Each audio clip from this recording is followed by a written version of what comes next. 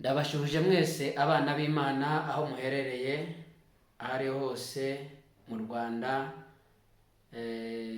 muri East Africa, muri Amerika, muri Afurika, mu Burayi n'ahandi hose, muri Aziya, mu birwa n'ahandi hose. Aho uri hose umbe yuko ngushuhuje. Imana yo mwijuru guhereza umugisha. Ndabashimira yuko mumaze iminsi mudukurikirana, mukora subscribe, mukora like ndetse na share ndetse na comment. Turabashuhuje kandi Imana yo mwijuru bishimire mu izina rya Yesu. Amazina rero nk'ibisanzwe nitwa Denis Ahimana, nkuko bisanzwe hano kuri Marayika w'Uwiteka TV. Imana yo mwijuru bagirire neza. Uyu munsi Imana yaduhaye ijambo tugiye kuganiraho ari muri Petero wa mbere ibice 5 murongo wa 7. Niho ari ijambo rivuga ngo muyikoreze amaganya yanyu yose kuko yita kuri mwe.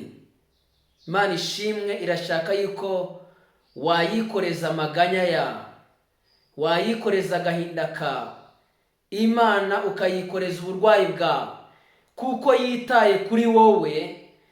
Igiye kugukiza indwara, igiye kugukura muri ayo madeni, igiye kugusubiza ikurwanirira izo ntambara, kuko Imana ije kwita kuri wowe. Zina ry'Imana rihabwa icubahiro. Iri ni ijambo rivuga ngo Imana inyitayeho. Birashoboka yuko wanzwe n'abantu, birashoboka yuko wanzwe n'imiryango, birashoboka yuko nta n'umuntu wakwifuriza icyiza, ariko Imana uri guhura n'iri jambo iravuga ngo kubera yuko iri kureba amaganya ari mu mutima wawe, nk'uko amaganya yarari mu mutima wa Hana ubwo yari ingumba ari gusaba umwana, akageraho ubwo agahinda kamutera kwivugisha.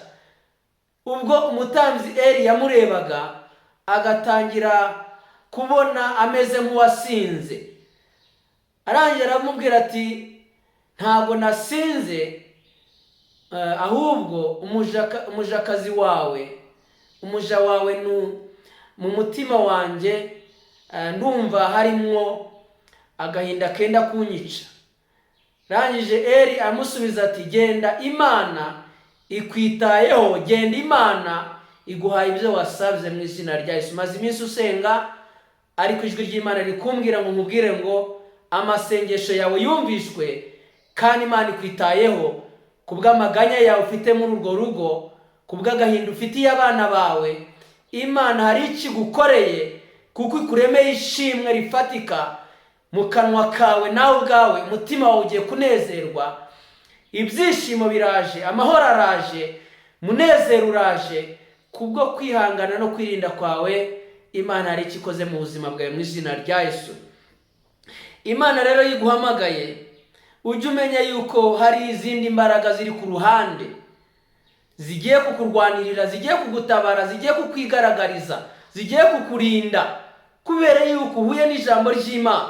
Imana yo mwijuru igiye kukurinda, Imana yo mwijuru igiye kugutabara, Imana yo mwijuru igiye kuguhoza amarira, Imana yo mwijuru igiye kukugirira neza mu izina rya Yesu. Uhereye umwanya amaganya yawe, gutaka kwawe kwageze ku Mana, kandi Imana imanuwe no kukurengera, Imana imanuwe no kugusubiza, kubera yuko ari Imana yawe yakuremye kubw'umugambi. Izina ry'Imana rihabwa icubahiro. Niyo mpamvu rero waratatse, utaka nka Barutolomayo. Barutolomayo yaratatse, abigishwa ba Yesu baramubona, barangije baramucecekesha. We aravuga ngo Yesu mwene Dawidi ntabara, ndengera, nkiza. Bo barangije baramucecekesha, ariko yaranze, arakomeza arataka. Nawe komeza gutaka amarira yawe kugeza igihe Imana yaboneye mu izina rya Yesu. Kandi uko Yesu yakijije Barutolomayo, niko nawe igukijije mu izina rya Yesu, kandi kwitayeho mu izina rya Yesu. Rero niyo mpamvu Imana ikubajije ikakubaza ngo muri bino byumweru 2 urashaka kuzaba ugeze kuki? Birasaba kuba nawe ubwawe wateguye, vuga ngo Mana nasengera ibi, Mana nkorere ibi, wongere unkorere n'ibi, byibuze mu byumweru 2 Imana ikurengere, Imana igutabare, nimba ikubajije ngo mu byumweru 2 urashaka yuko ngukorera iki, hari iki Imana ishaka gukorera mu izina rya Yesu. Imana yo mu ijuru ntabwo itinze isezerano ryayo nk'uko bamwe bibwira, kuko ifite imbaraga, yipfumbatuye igipfunsi cyayo ihaza abari mu isi bose. Rero niyo mpamvu Imana yo mu ijuru ntabwo itinze isezerano ryayo, no mu byumweru 2 yagutabariramo, no mu minsi 2 yagutabariramo, no mu munsi umwe yagutabariramo, no mu masaha yagutabariramo, no mu minota yagutabariramo, no mu mezi yagutabariramo, no mu mwaka yagutabariramo. Ibyo byose iyo usabye Imana irabikora mu izina rya Yesu. Niba umugabo mwiza yita ku mugore we, akamuhereza ibyo akeneye, akareba ibyo abana bakeneye, akabambika, akabahereza ibyo bambara, akabahereza ibyo barya, akabitaho, none urumva Imana yakuremye yakureka? Nimba umugabo ashobora kuba umugabo mwiza witaye ku mugore we, witaye ku bana be, ashobora kubakorera byinshi kandi byiza, urumva Imana yakuremye iyo itagufiteho umugambi urenze uwo umugabo yagira ku mugore we cyangwa ku bana be? Imana yakuremye ntabwo yakureka, ntabwo yaguhana, ntabwo kandi niza kugutabara nta wayikoma mu nkokora. Mu izina rya Yesu Imana ikwitayeho, yazanye iri jambo ikubwira ngo ikwitayeho. Niyo mpamvu ubwo Imana ikwitayeho nta na kimwe wayiburana. Niba Yesu yarapfuye akagupfira ku musaraba, agatanga ubugingo bwe ku bwawe, urumva ari ikihe cy'agaciro yakwima? Haleluya! Icy'agaciro cyose Yesu yarakiguhaye, ahubwo ucyakire mu izina rya Yesu. Kuko ijambo indirimbo yaravuze ngo imigisha yo mu gakiza k'Imana kubw'ubuntu narayihawe, kandi nayihawe mu gihe nihanaga ibyaha. Nimba wihannye ibyaha, imigisha yo mu gakiza k'Imana ije ku buzima bwawe mu izina rya Yesu. Iyo umuntu yo yihannye arababarirwa, iyo umuntu yo yihannye aratabarwa, iyo umuntu yo yihannye arabohoka, iyo umuntu yo yihannye Imana iba mu ruhande rwe. Ubwo Imana iri mu ruhande rwacu, umubisha wacu ninde? Ubwo itimanye umwana wayo w'ikinege ikamutanga ku bwacu twese, izabura ite kumuduhana n'ibindi byose? Mu izina rya Yesu Imana iguhereza ibyo ukeneye kuva uyu munsi, kuva iyi saha, kuva uyu munota, iguhereza ibyo ukeneye mu izina rya Yesu.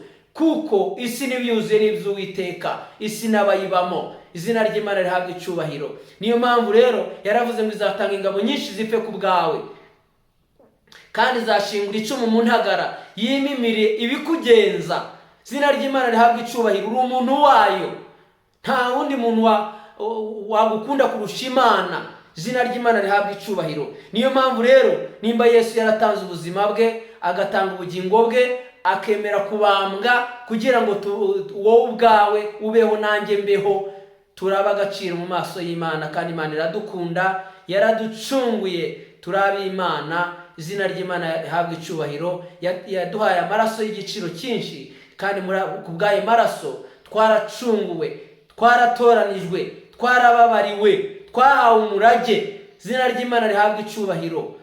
Niyo mpamvu rero Imana yo mu ijuru icyo yakoze nicyo cyari gikomeye, ubwo yatangaga umwana wayo w'ikinege kugira ngo imutange ku bwacu twese. Niyo mpamvu rero ntabwo wagereranya Yesu cyangwa ugereranya Imana na banki iyo ari yo yose, cyangwa n'ibiri muri banki iyo ari yo yose. Kuko ibiri muri banki, baba ari abantu, baba ari ibintu, byose ni iby'Imana.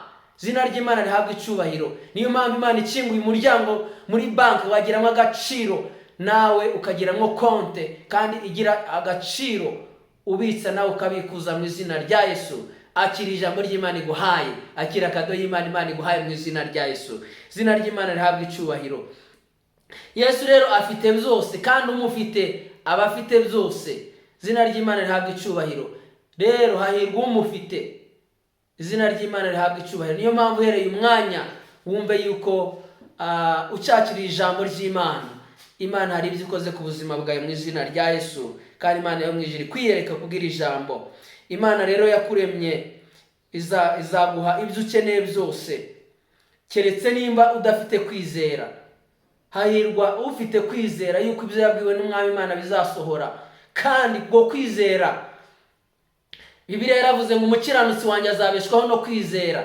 Tugiye kubeshwaho no kwizera muri kino gihe. Yaba umuntu yagiraga kwizera, yaba abana b'Imana aho bari hose bagiraga kwizera kuruta uko umuhinzi aba afite. Umuhinzi ababona nta mvura yaguye ariko agashyira imyaka mu butaka kandi y'agaciro yashoyeho amafaranga ye menshi.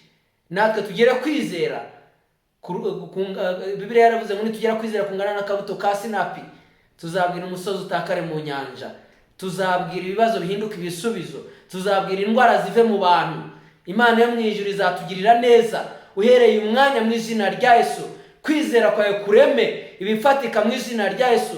Yaravuze ngo si ibyakera ahubwo biremwe nonaha, ibyo utigeze kumenya, ibyo amaso yawe atigeze areba, ibyo utugeze wumva. Imana yo mu ijuru ibikoze ku buzima bwawe, ibikoze mu rugo rwawe, ibikoze mu kazi kawe, ibikoze mu mibereho yawe mu izina rya Yesu.